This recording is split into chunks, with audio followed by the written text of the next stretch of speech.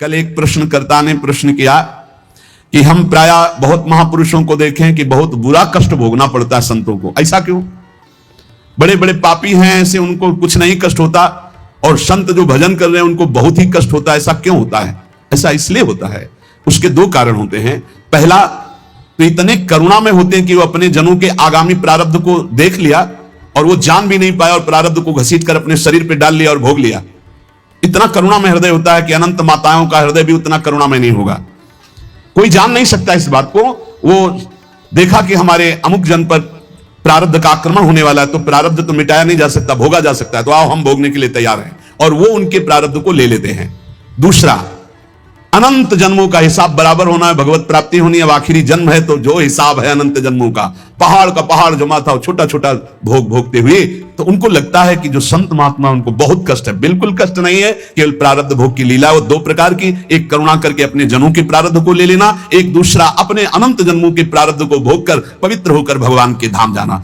दूसरा, जो पापात्मा जन है उनके जो वर्तमान के पाप हैं और पूर्व के पुण्य उनके काम कर रहे हैं, इसलिए उनको कष्ट नहीं दिखाई दे रहा। लेकिन जब पूर्व का पुण्य समाप्त हो जाएगा, वर्तमान का पाप और पूर्व का पाप लगे, तब उनकी दुर्गति हो जाएगी। तो ऐसे ही जब हम धाम में या नाम जपने में या भक्ति में चलते हैं तो लोग हमारा उपहास करते हैं, लोग हमें कटु वचन बोलते हैं, उनको द्वेष होता है भक्तों से, उन निंदा करते हैं। तो दुर्वाच्यानि सहस्रशा परिभवान नीचै कृतान कोटिशो, करोड़ों प्रकार से कोई हमें दुर्वचन कहे तो भी हमको चुप रहना है। क्यों चुप रहना? हमें अपना काम बनाना है। वो दुर्वचन बोलेगा हमारे पाप नष्ट हो जाएंगे, हृदय में जलन होगी ना तो हमारा हृदय पवित्र होगा। हृदय भगवान के लिए सुंदर महल है, सुंदर निकुंज है। नारायण या गौर श्याम को हृदय निकुंज बसइए। बहुत कूड़ा करकट जमा कर लिया गलती करके, उसका नाश होगा। दुर्वाच्यानि सहस्रशा परिभवान नीचै कृतान कोटिशो, नीच पुरुष द्वारा करोड़ करोड़ प्रकार से तुम्हें कष्ट दिया जाए, गाली दे रहे हैं, निंदा कर रहे हैं, उपहास कर रहे हैं, ऐसा व्यवहार कर रहे हैं जो हृदय को जला रहा है, ए सह जाना, पलट कर जवाब मत देना। बहुत जल्दी तुम्हारा हृदय पवित्र हो जाएगा और तुम सदा सदा के लिए सुखी हो जाओगे, और वो जो बोल रहा है वो दुखी हो जाएगा। उमा क्षमा साप होते भारी, तुम चुप रहो, मत बोलो। भक्ष्याच्छादन वास कुट्य मिलना दुखान्यलम कोटिशा, हो सकता है कि तुम्हें भोजन आदि की व्यवस्था हो, वास की सही व्यवस्था न हो, गर्मी सर्दी आदि सहनी पड़ रही, चुपचाप सह लो, थोड़े दिन का जीवन है, भगवत प्राप्ति करनी है। धाम में ऐसी निष्ठा से रहो, भोजन भी नहीं मिलेगा, कष्ट भी मिलेगा, गालियां मिलेंगी, तो भी हम धाम को नहीं छोड़ेंगे।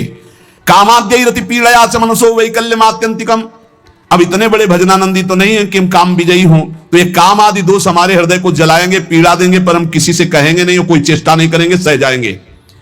वैकल्य मात्यंतिकम, भारी विकलता होने पर भी हम किसी से नहीं कहेंगे, हम कोई चेष्टा नहीं करेंगे, हम सह जाएंगे। ये शोद्भावि वसंत के लिपिपने कृष्णस्य तेभ्यो नमः, जो ऐसे श्री राधा और कृष्ण के केल विलास युक्त महल वृंदावन में वास करते हैं, सब कुछ सहते हुए श्रीपाद कहते हैं मैं उनको नमस्कार करता हूं। दोषान्न स्थिर जंगमेषु कलयन कस्यापिनो द्वेजयन, तुम्हें उद्विग्न करेंगे यहां लोग, तुम्हें परेशान कर सकते हैं, पर तुम उनकी निंदा मत करना, उद्विग्न मत होना, उनकी निंदा मत करना, अपने आप को बचा के निकल जाना। ये मानो परमार्थ में आगे बढ़ने के लिए जरूरी है ये बात। दोषान न स्थिर जंगमेषु, यहां किसी भी जड़ चैतन्य में दोष दर्शन न होने पावे।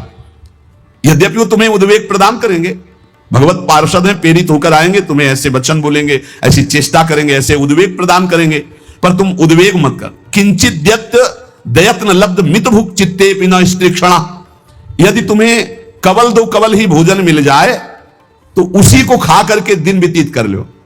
अभ्यास में बहुत बड़ी सामर्थ्य है, बहुत बड़ी सामर्थ्य अभ्यास में। ये भगवत प्राप्ति जब लक्ष्य हो जाएगी तभी सह सकते हो, अन्यथा नहीं सह पाओगे। अगर कवल दो कवल भी भोजन मिल जाए तो उधर में डाल लिया, पूरा दिन व्यतीत। कवल दो कवल तो बहुत होता है, 3-4 दिन में कभी ऐसे गुड़ मिल जाता था ना गंगा किनारे, गुड़, तो गुड़ पाके एक कमंडल जब गंगा जल पीते थे तो ऐसे भगवान की तरफ, कितने कृपालु भगवान हो, ऐसे एकांत में भी आप हमारे उदर पोषण को देते हो। आज तुम 3 बार पाते हो, एक बार भी भगवान हृदय से जय नहीं बोलते होगे, हृदय से जय नहीं बोलते होगे कि आहा कितने कृपालु प्रभु आप हो, आप कितना प्यार करते हो। कभी रोते हो प्रभु के प्रति, कितना प्यार है प्रभु का, हर व्यवस्था है, लेकिन कभी एकांत में जय जयकार हृदय से नहीं कर कि आपकी कितनी अपार कृपा है नाथ हम पर।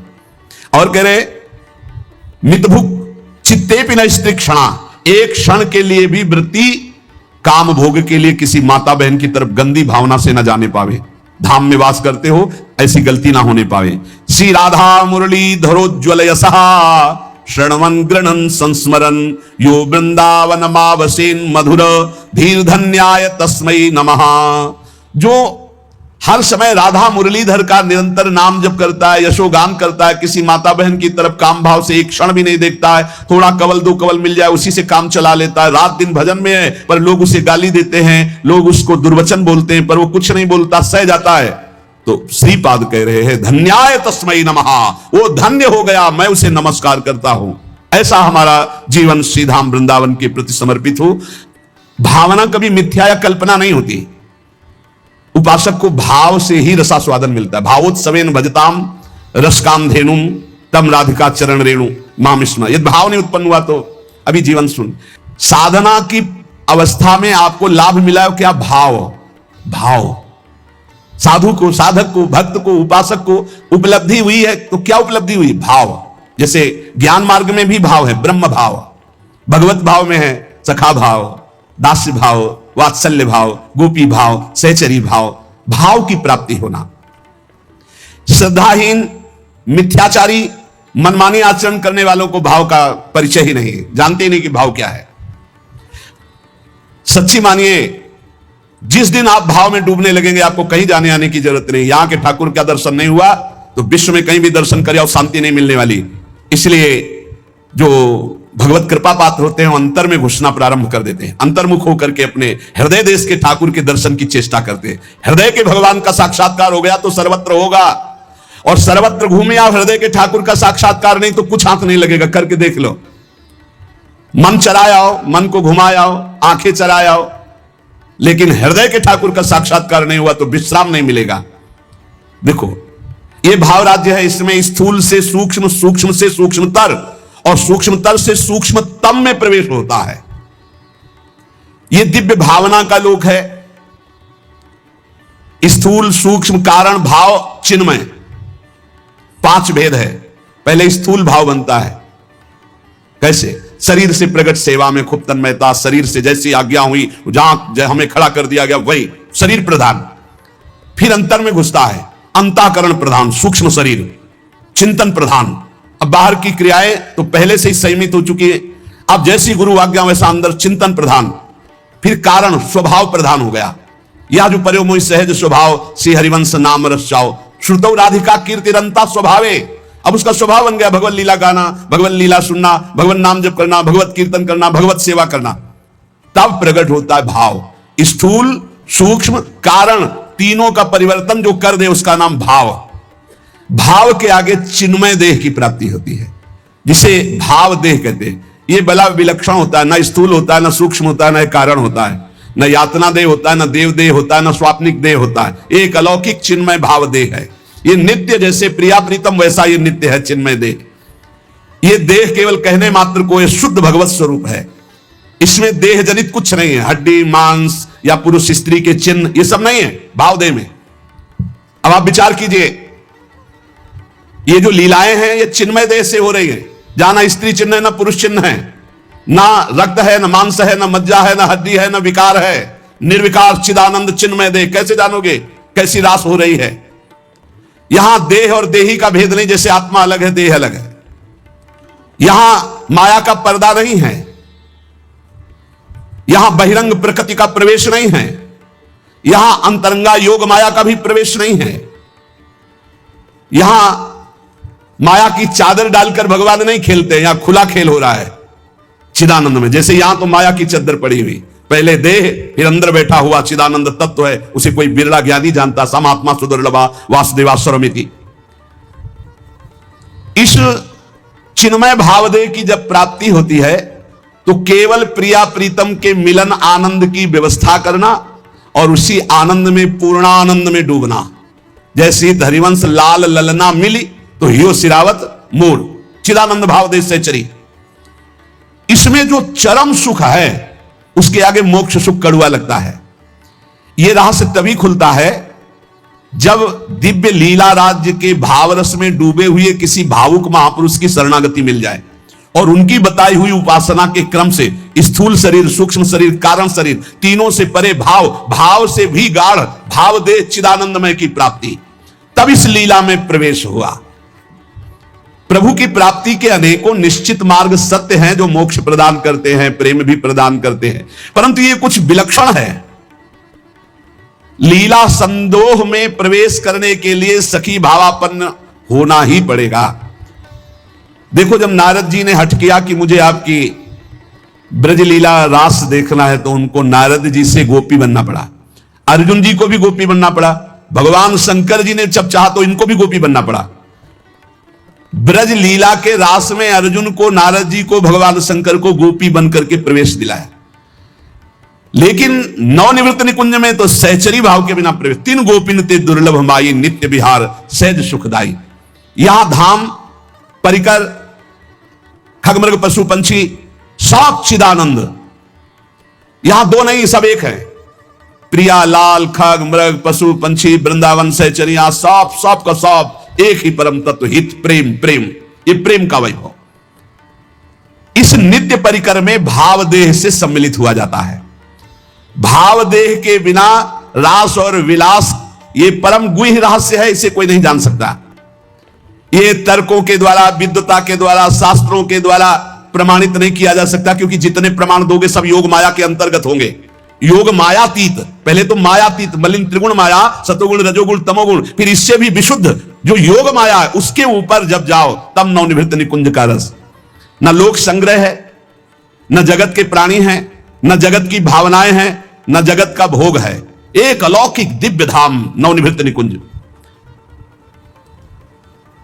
जहां एक से भिन्न कुछ भी नहीं, न लोक, न जगत, न प्राणी, न वस्तु, न सूर्य, न चंद्रमा, न शरीर, सब चिदानंद, सब प्रेममय। वृंदावन प्रेममय, खगमृग पशु पंछी प्रेममय, यमुना जी प्रेममय, प्रियालाल प्रेम के खिलौना दो खेलत है प्रेम, प्रेम प्रेम प्रेम। और चिदानंद देह को सुन चुके हैं आप, निर्विकार, स्त्री पुरुष चिन्हों से रहित, चिदानंदमय देह तुम्हारी, विगत विकार जान अधिकारी।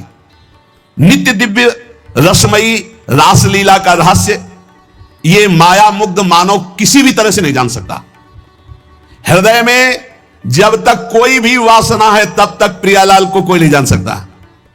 रास के ज्ञान को जानने के लिए ब्रह्मज्ञानी भी नहीं परिपूर्ण है कि ब्रह्म ज्ञान हो गया तो रास का ज्ञान उसे हो जाएगा।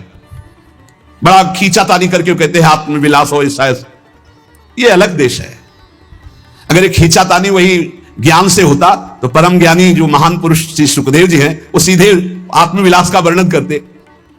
जगत के विषयों से त्याग, वैराग, उपरति, मोक्ष सुख का त्यागी, वो रास रस का अधिकारी जो पुरुष होता है, उसकी स्थिति का वर्णन करते हुए कहते हैं, जहां किंचन मात्र भी मैं का ख्याल ही नहीं रह गया। देखो, रास में प्रवेश पाने वाले भाव देह को प्राप्त हुए महापुरुष की स्थिति कैसे होती, वो देख रहा है। मेरे द्वारा होता जो कुछ करते वो सारा भगवान, मैं न रहा, मेरा न रहा, करता कौन, कहां अभिमान। ढांचा एक बना रखा है, अपने से ही अपने काम, नियमित सब चलते कल पुर्जे, होती दिखती क्रिया तमाम। केवल ढांचा दिखाई दे रहा है, अंदर सिर्फ भगवान बैठे हुए हैं। अब जो कुछ हो रहा है वो सिर्फ भगवान कर रहे हैं। ढांचा दिखाई दे रहा है व्यक्ति का, वो अंदर बैठा है परमात्मा, वही सब कुछ करा रहा है। तुमने जो कहलाया मुझसे वही कहा मैंने अविकल, तुमने जो करवाया मुझसे वही किया मैंने निश्चल। तुमने जो सिखलाया मुझको सीखा मैंने वही सकल, तुमने जो दिखलाया मुझको देखा मैंने वही अकल। ये जो कुछ भी कहा क्रिया सीखा देखा मैंने प्रीतम, सो सब तुमने ही अपने में अपनी की लीला उत्तम। तुमने जो कहलाया मुझसे वही कहा मैंने अविकल, तुमने जो करवाया मुझसे वही किया मैंने निश्चल। ये उस जो भावदेव को प्राप्त हो रहा है, किंचन मात्र हम नहीं रह गया, वो देख रहा है प्रभु करा रहे हैं। मन मति कैसे होते मुझ में, जब मैं ही हूं नहीं स्वयं, बना तुम्हारा सुख सदन तुम्ही से रहते हरदम। मन बुद्धि चित्त हम सब कुछ आपने अपहरण कर लिया, आप कार्य तो आपके द्वारा हो रहे हैं। वो शब्द में त्रुटि हो सकती है, हाईजैक कहते कर लिया हाईजैक, भगवान ने पूरा सिस्टम हाईजैक कर दिया। मन बुद्धि चित्त अहंकार इंद्रियां सबको भगवान ने, अब वो दिखाई दे रहा है केवल ढांचा करता हुआ, लेकिन क्रिया। किसी ने प्रश्न किया, ये आपको मन परेशान करता है जैसे हम लोगों को परेशान करता है? था, परेशान करता था जब मेरा मन था, जब मेरा मन था तब परेशान करता था, और जब उनका मन हो गया तो अब आनंद देता है, परेशान नहीं करता है, अब आनंद देता है। क्या स्थिति होती है? मेरे मन में नित प्रविष्ट रहे ईश्वर का मन करता काम, ईश्वर के मन के ही होते उदय दिव्य संकल्प ललाम। अब जो मेरा मन था उसमें ईश्वर का मन आकर बैठ गया। अब जो संकल्प विकल्प हो रहे हैं, अब जो क्रियाएं हो रही, जो भी बात हो रही, जो प्रश्न उत्तर हो रहे, जो चेष्टा हो रही, वो ईश्वर के द्वारा हो रही, वो किसी जीव के द्वारा नहीं हो रही। जीव के द्वारा किसी का परिवर्तन नहीं होता, ध्यान रखना। जो इसमें मैं था उसका अपहरण कर लिया गया, और उस मैं पे जो मैं है वो बैठ गया, अब अपना कार्य वो कर रहा है। रहा न मेरे मन में कुछ भी ईश्वर के मन के अतिरिक्त, रहता सदा इसी से वो मधुरमय भगवद रस से अभिषिक्त। अब मेरा मन नहीं रह गया, अब प्रभु के मन ने हमारे मन पर पूरा का पूरा अधिकार करके बैठ गया। तो प्रेम रस अभिषिक्त मन, सूखे मन में काम क्रोध लोभ मोह मद मत्सर होते, भगवत रस से अभिषिक्त मन में नहीं होते। परेशान भूखा आदमी करता है, तृप्त आदमी तो आराम करता है। अब श्री राधा जुग चरण निवास, अब तृप्त हो गया, अब इसके भागने की जगह नहीं बची है। मेरे मन को नित्य बनाए रखते प्रभु निज मन का यंत्र, करते उससे अपने मन की मनमोहन वे परम स्वतंत्र। रहा न कोई मुझ में करने वाला अब सुचि असुचि विचार, अंतर्द्वंद मिट गए सारे मिटे मोह के सभी विकार। एक लिखा कि हमने आपको जान लिया, नहीं भाई नहीं जान सकते। छाती से लगे रहो फिर भी नहीं जान पाओगे, छाती से लगोगे फिर भी नहीं जान पाओगे, वचन से लग जाओगे तो जान जाओगे, वाणी को पकड़ लो उसके अनुसार चल दो तो जान जाओगे, नहीं जान पाओगे। प्रभु के मन में निज को खोकर मन हो गया अमन मेरा, उठा असत आशा तृष्णा का ममता का सारा डेरा। अमना हो गया मन, कुछ नहीं चाहिए। जब बहुत बड़ी वस्तु मिल जाती है तो उसके पाने के बाद कुछ पाना बाकी नहीं रहता, उसके जानने के बाद कुछ जानना बाकी नहीं रहता। एक बार चित्त को लगाओ, तो एक बार प्रभु में लगाओ, फिर जब प्रभु तुम्हारे चित्त को स्वीकार कर लेंगे तो क्रीड़ा करते अब मन में स्वयं प्रीतम इच्छा अनुसार, करते रहते नित उसमें उससे वे अब स्वच्छंद विहार। अब मन रूपी भवन में हमारे प्रीतम स्वच्छंद विहार कर रहे हैं।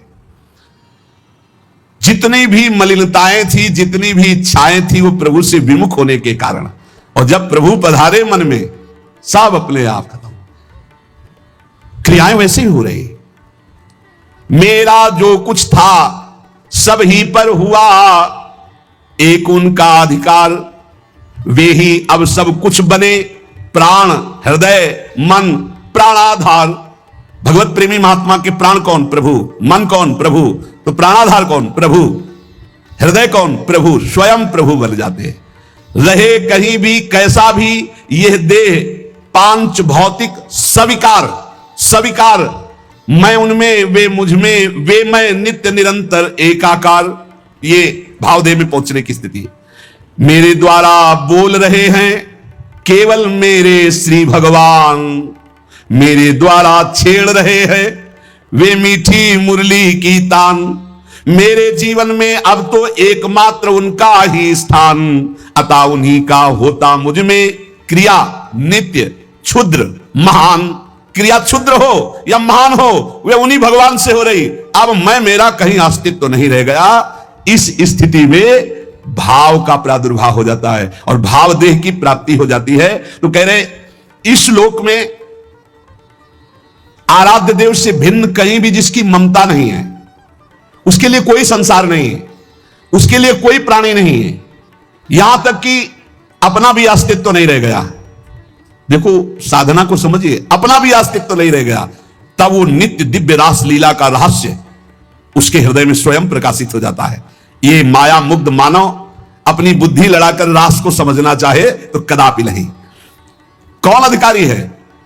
बोले जिसका इस लोक में कोई भी नहीं है, अपनी ममता कहीं नहीं है, जगत में पूरे ना कोई प्राणी पदार्थ में, यहां तक कि अपना भी अस्तित्व खो गया, वो रास का अधिकारी।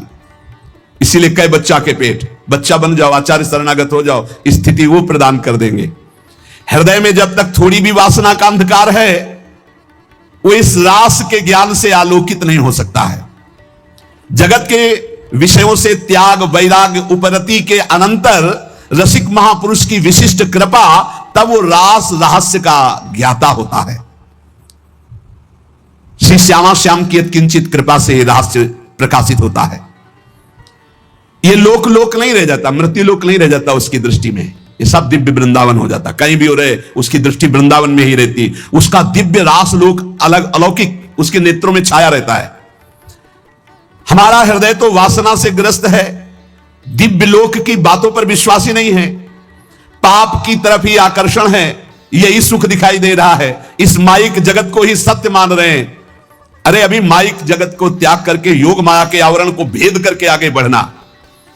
रास में जहां श्री श्यामा श्याम व्यवधान रहित अद्भुत रास रंग में मगन है, ये माया का आवरण और योग माया का आवरण हटे बिना वहां प्रवेश नहीं होता है। वहां का वस्त्र, वहां के शरीर, वहां के खेल सब व्यवधान रहित, मायातीत, योग मायातीत, दिव्य प्रेममय है। वस्त्र भी प्रेम के, वस्त्र आभूषण भी प्रेममय। ये नित्य परिकर जो प्रिया प्रीतम का है, इसी के आश्रय से इस परिकर में प्रवेश होता है। ये जो सखियां आई, श्री स्वामी हरिदास जी महाराज, ललिता सखी जी, श्री हरिवंश महाप्रभु हित सजनी जी, ये जो नित्य परिकर है किशोरी किशोर का, इन्हीं की कृपा से इधर सोच बढ़ती नहीं, कल्पना भी नहीं कर सकते आप। संभाव्योपि विरंची नारद शिवो स्वयं भुवाद्य नया, इतना आवरण माया का है, इसी को भेद पाना बड़ा कठिन है। देखो उस दिन कह रहे थे काल के भी महाकाल जिनकी सेवा में रहते हैं, यहां लिखा है जहां काल के भी महाकाल नित्य कालातीत प्रभु दैन्य भाव लिए हुए विराजमान है। दैन्य भाव, यद्यपि सकल लोक चूड़ामणि दीन अपन पो माने, प्रीति की रीति रंगीलो ही जाने। इस खेल में, प्रेम पथ में, रास रस में, माया की गोद में बैठ करके और इसको समझना चाहे असंभव। बिना ब्रजरज का सेवन किए, बिना ब्रजरज उपासक रसिकों का संग किए हम सोच भी नहीं सकते कैसे रास का क्या स्वरूप है। जब किसी रसिक महापुरुष का आलिंगन प्राप्त हो, आलिंगन का तात्पर्य तुरंत बाहरी भाव में आता है कि वो हमको गले से लगा ले, लेकिन यहां इस आलिंगन की बात नहीं कह रही, तदात्म की बात। आप में समा गए, कोई रसिक महापुरुष आप पर कृपा करे और हृदय से आपके हृदय का आलिंगन कर ले, और आप पूर्ण त्रिभुवन में काम भी यही हो जाएं।